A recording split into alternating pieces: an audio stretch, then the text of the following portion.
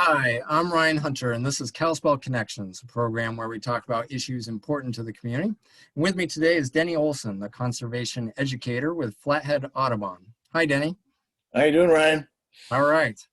So, spring is rolling through. We're heading, getting close to summer, but a lot of folks have been seeing all the backyard birds, and Uh-huh. I'm wondering, to start off, could you start with maybe some of the birds that people might be seeing in their backyards, some of those common and maybe not so common birds? Well, I can speak for myself. I mean, the things that are year round and even now are house finches. And at my own house, I've had a herd of evening grosbeaks, or the yellow and black guys that eat you out of house and home when they come in big herds like that. But they've been coming through the last couple of years and spending maybe a week. But this time around, they've been around for 3 or 3.5 weeks already. So I'm not sure when they're going to get down to business and start going off and mating somewhere. But right now they're enjoying the sunflower seeds. So it's a and I you know and I have a pair of mountain chickadees nesting right outside my office window, just off to my right side here. So it's gonna and they're pretty fun because they have babies right now. I was sitting out on the picnic table in the backyard and a couple of folks and all of a sudden these two mountain chickadees came and sat right above us, and they're going flutter, flutter, flutter, and singing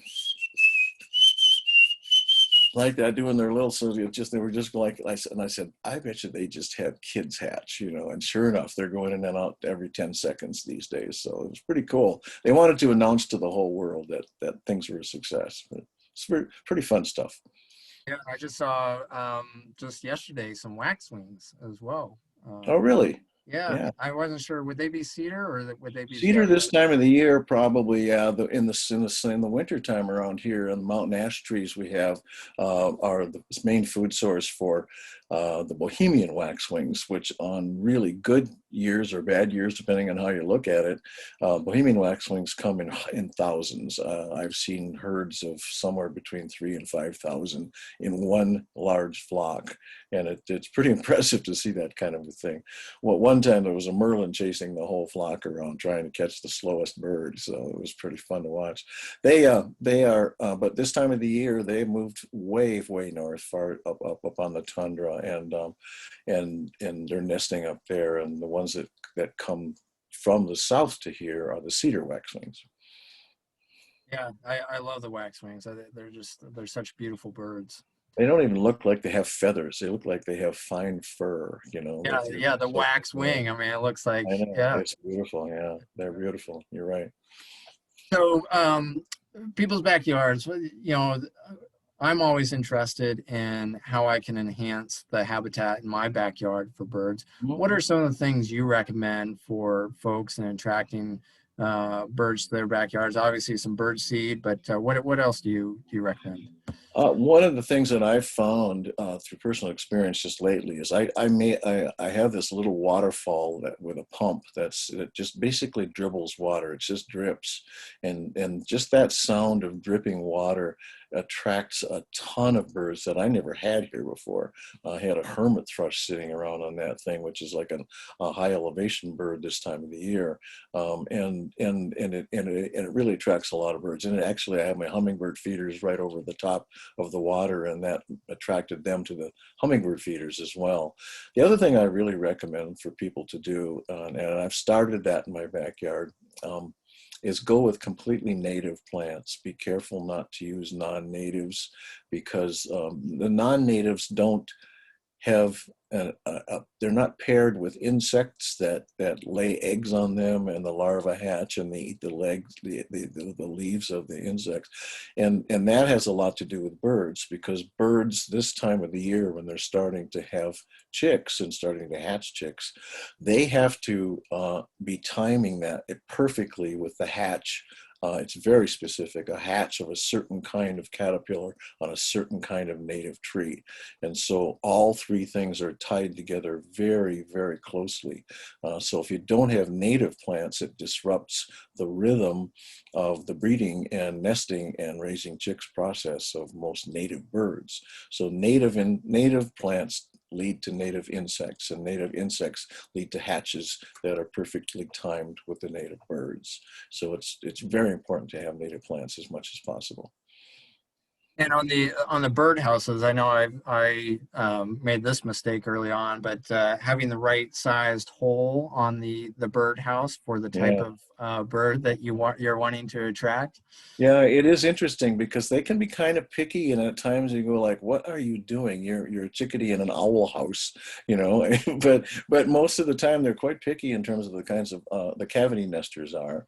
When I put a bunch of Audubon has the Owen Sour Wine Natural Area, which I'm sure you're familiar with, and we put out a few nest boxes, and I put specific shapes and sizes for hooded mergansers and wood ducks and in common in buffleheads and common golden eyes versus a little larger hole and a little more oval for a common merganser, and that one would be located by a river with current. And so you look very specifically as possible is at the kind of places they like to nest, and then make the house accordingly. And you're right. I mean, it really does matter. People don't know, for instance, that bluebirds, when they put bluebird houses out, they put them up every 14 feet or something like that. Bluebirds have about a 300-yard territory. And Yes. so if you've got a 40-acre plot, you're going to get away with having about six or four or six bluebird nests that are going to be occupied. And the other thing is that the nests, the type of boxes it turns out to be really important. If you know a little bit about how they feed, we have a new box that wasn't designed by us, but it was designed by a guy called Ron Bittner from Saskatchewan. He's a farmer. And he's been studying bluebirds forever and designing boxes specifically for them. Most of our bluebird boxes end up being tree swallow boxes because they can spot the hole. They're aerial insect feeders, and they spot the hole. They come earlier and they spot the hole and take up residency before the bluebirds can even get there. And a bluebird box is the one he has designed, has eaves, and under the eaves are holes that are sort of hidden so that you have to be on the ground to see the entrance hole to these boxes. And bluebirds feed on insects on the ground, and so it works really nicely. The other thing about the two of them is that tree swallows will only be defensive against other tree swallows, but they won't be defensive against bluebirds, and vice versa. And so you can have a bluebird box and a tree swallow box 10 or 20 feet apart, and they won't bother each other at all. So that the cool thing there is if you put up boxes in pairs, if the tree swallows get one of the boxes, the other one's for sure going to be available for the bluebirds. And that's the cool thing. So spacing them properly, like long distances apart, and then also making the house the right kind of a shape, and the entrance hole in the right spot, and also pairing them with other bluebird houses, which end up being tree swallow houses. And so that solves a lot of problems, and it will increase the chances of getting bluebirds out in your field. And you mentioned Owen Sour Wine Natural Area, which of course is Mhm. right here on the edge of Kalispell on the Flathead Right. River. What are some of the other top spots in the valley for doing some birding if folks want to get out of their house and see some cool birds? There's so many cool places. Just off the top of my head, one of the most spectacular things and you work for Flathead Land Trust, so you know about this one. It's the West Valley Observation Area where waterfowl just congregate like crazy. And of course, there's all that waterfowl thing in the springtime there, and also on the lower Flathead River, which is ice free, and on the lake when that becomes ice free on the north end of the lake. Thousands and thousands and thousands of waterfowl. But the spectacular thing is in the West Valley is the crane season, when they come through and they feed in the farmers' fields in September and October. And I've seen from that observation point that Fish, Wildlife, and Parks made, I've seen 700 cranes that I counted from one spot without moving my feet. And the racket is, unbelievable. just constant. It's very cool. It's very cool. And we've got all along the river, we're on a migration superhighway here. I mean, we have the Rocky Mountain Trench, which stretches from the Salt Lake area up to the Yukon. And that's basically a valley system with a few breaks in it, but not much of a break, and a big ridge of mountains that we watch hawks from up on Mount Aeneas in the Jewel Basin every fall, count thousands of hawks as they're migrating south. And the valley bottom is the superhighway for all of the small dicky birds that are coming through, the colorful little guys that are coming through on migration. So we're in a really prime hotspot during the migration. It's pretty spectacular around here. Yeah, and that West Valley wetlands, I've been out there in the fall at sunset is the time to Oh, go. And yeah, not just the cranes, but the geese and the ducks and all of them together. It's phenomenal. It's such a yeah, special experience. yeah. It's a sensory overload kind of a situation for sure. Yeah. Yeah. So, obviously, we love the sound of birds. I Mhm. love seeing birds. What do you say about the value of birds to folks who maybe haven't had experienced that joy, and what would you tell them in terms of why we should value birds? Well, birds are basically essential to, believe it or not, essential to our survival. If it wasn't for birds and spiders and bats, um, the 400 billion bugs on this planet would be 800 billion in about a couple of weeks, and 1600 billion in a couple, you know what I'm saying? It's an exponential kind of a thing. So the insect control is unbelievable that birds manage and that does not to say that insects are bad, because they're also essential, but they're not so essential when they get completely out of control, which is basically a lesson in population dynamics for any species. And so they're really important for that. They're the first farmers. They've been farming and planting seeds. They eat seeds and they poop and they fly around. And so basically they've been responsible for spreading plants around the planet for 150 billion years, or million years, not billion. That would be probably a little bit stretching it a bit. And so since we think that the Big Bang happened about 20 billion years, million years though, long time, long time. And they're also the cleanup crew. I mean, they are the first responders when it comes to somebody dying. And they're the magpies and the crows and the jays and the vultures are in on it like right now, and they start hacking the meat down into sizable pieces for the bugs and the bacteria. And if it wasn't for them, that whole crew, we would be neck deep in carrion before we would know it either. So that wouldn't be very pleasant either. So they're responsible partly for turning life back into death, or death back into life. They're the original musicians. I mean, nobody did music before humans. We call it music. Nobody did music except the birds prior to that. They invented it.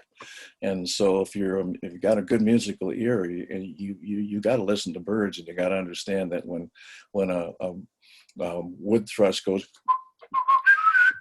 like that, then you listen to Mozart, who has this opening phrase of one of his pieces of music goes, where did he get that? He got it from the birds, of course. Yeah. And so it's kind of they're responsible for music. They're also responsible for being our wonderful indicator system. They sit at the top of, literally, there are 18,000 species of birds, we think, in the world, and there's probably 400 billion birds. And as far as the insects are concerned, there are probably about somewhere around 10 quintillion insects.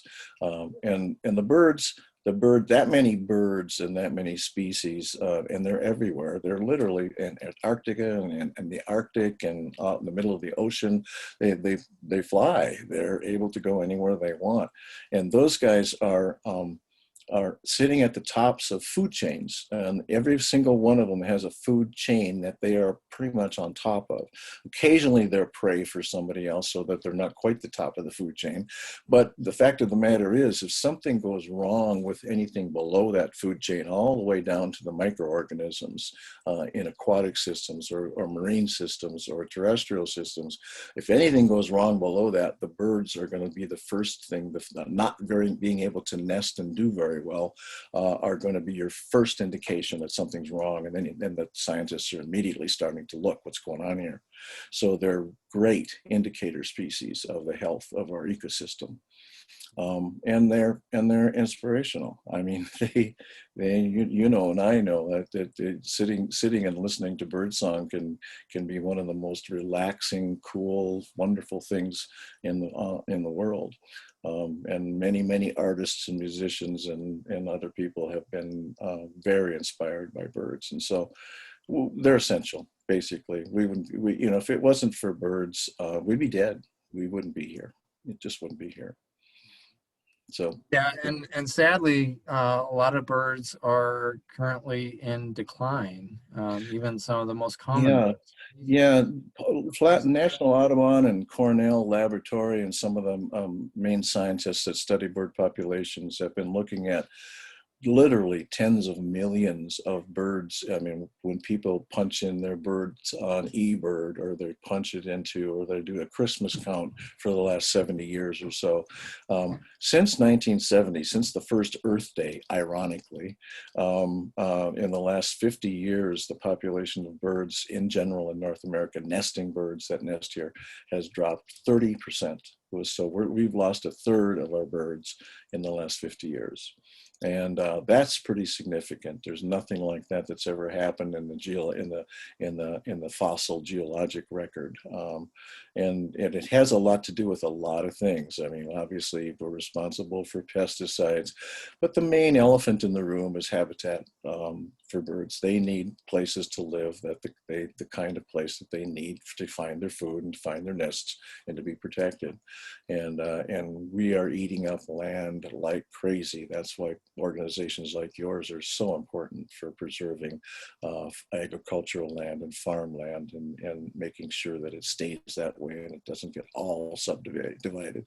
And the other elephant in the room right now is that we're projecting, Audubon is now projecting, National Audubon, and there's a lot of research that goes into this, and you know, and as with most science, we can be wrong, you know. I mean, it's not hardened, you know, but the indications are that we may lose about 26 species of birds in northwestern Montana by the end of this century, by 2100. Which largely will have, and the big elephant in the room, of course, that is climate change. As the climate warms, and if we're on the same pathway as in, if we're projected right now to raise about 3 degrees centigrade, which translates to maybe 8 degrees Fahrenheit in average over temperatures over the year. And that really hammers around here, it hammers the alpine species, because when tree line goes up, then there's no alpine anymore. And then they have to go to British Columbia or the Yukon or someplace else to find what they need. So they won't be gone, but they'll be gone from here. Let's put it that way. Yeah, and I know cats is a big one too, and so keeping cats indoors and A huge thing. safe from birds. It's really hard for a cat lover to hear this, but they're an invasive species, and they have been, and their home should be in Egypt and Eurasia. That's where they should be. But when they're let outdoors, people think that, oh, they're so gentle and so kind and they're so cuddly and they purr and they laugh, and they get outdoors and they turn into an instant hunter. And that's what they do when they're outdoors. They just hunt.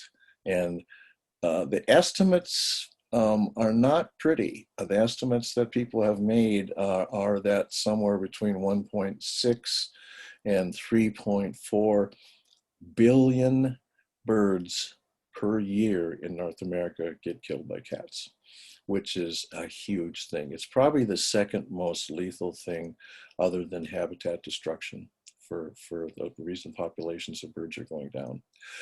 Don't worry, it's not tabby, it's not puff, that not usually your household cat. They make a small dent, but the fact is that if they're not spayed and neutered, they go off and breed, and then you've got a bunch of feral cats or stray cats that don't belong to anybody but get fed by people on their front porches, and they make a living, the other part of their living, eating small rodents and birds, and they're excellent hunters. You would think that your little cat is, but if you see them in action in the backyard going after a bird, it's pretty spectacular how good they are at catching them. So it's and you know, the lesson there is that when you have a species like that is so comfortable cuddling and purring, inside is where they belong.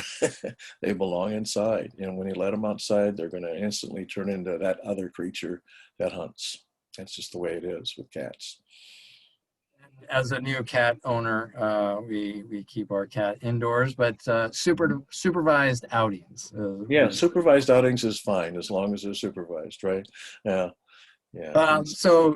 One final topic is just, given all these threats and stuff, what are some of the solutions? What do you recommend to kind of save our birds? Well, I mentioned before, habitat destruction can also be habitat construction. I mean, we can create lots of nice habitat, even if we make a yard. If we have a few acres of lawn that we mow constantly, that's not going to create habitat for birds, because I mean, even the bluegrass is not a native species, and nobody lives there that they can eat. And so you're not going to have birds if you don't have the habitat. So if you have a whole lot of plants, shrubs, trees, and herbaceous plants that are natives, they're going to have native insects on them, and those native insects are going to produce eggs and produce larvae, and the larvae are going to be eaten by the birds who want a place to nest and want to have a lot of food during a short period of time for their babies. And so that's one thing we can do. We can also modify our behavior when it comes to the way we subdivide. We can do cluster developments, for instance, rather than leaving a lot of wild land around a development, because our population's growing and people have to live somewhere. And so if we can cluster it and go, instead of going out in 5-acre plots, go up or closer together and have a lot of wild land around it and have a commons area. Those are the kinds of things that we could do very easily if we have the will to do it. In general, using fewer fossil fuels. We're on our way for that. We have a lot of realization in the scientific world, and increasing realization in our ordinary Joe Blow, whoever world, that climate change is a real thing. And it's not the first time climate has changed, and that's the point that some people make, that it has been warm in the past, over thousands of years ago, but it took hundreds or even thousands of years to get that warm, rather than less than a century like we're doing to it. So it's the rate of change that is really affecting things pretty dramatically. Most animals and plants can adapt to a changing climate if they have enough time to do that. And we're not giving them enough time. It's going way, way, way too fast. Well, Denny, thank you so much for coming on the program and sharing your knowledge. And thank you for your work with Flathead Audubon and all the work they do for conservation in our community. You're welcome. Yeah, it was fun to talk to you. And go watch birds, Kalispell. They're pretty cool. All right. Thank you.